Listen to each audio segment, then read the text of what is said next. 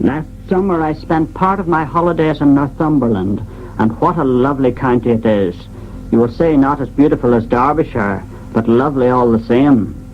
On Sunday morning we went to a small country church set amongst the hills in a thickly wooded part of that county. It was one of those really hot, wonderful days we had last summer, and how beautiful the little church looked with the sun streaming in through the windows, lighting up the interior, which was tastefully decorated with flowers.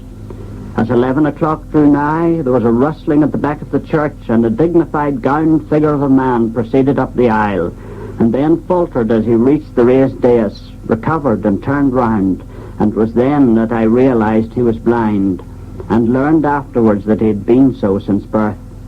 He said a few words, then made a prayer, and announced the first hymn, and then, to my astonishment, proceeded without faltering this time to the organ, where he sat down and accompanied the congregation in the singing.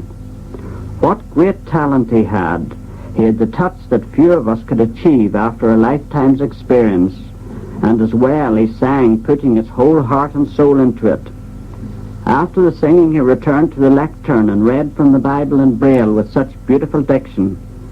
When it came to the time for the sermon, he stepped down into the small aisle, which could not have been more than 20 feet in length.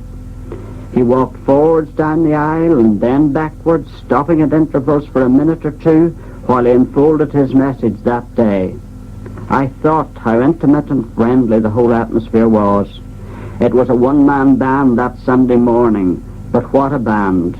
In my life as a doctor, I see many brave people who, despite their afflictions, carry on and put everything into life, not grumbling or discontented at their lot, but accepting life as it is.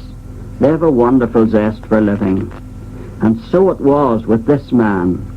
When I think of his courage in the face of adversity, I sometimes feel ashamed at the small things that niggle me in everyday life.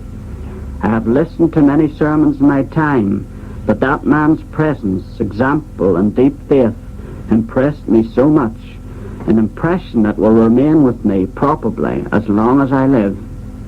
You're listening to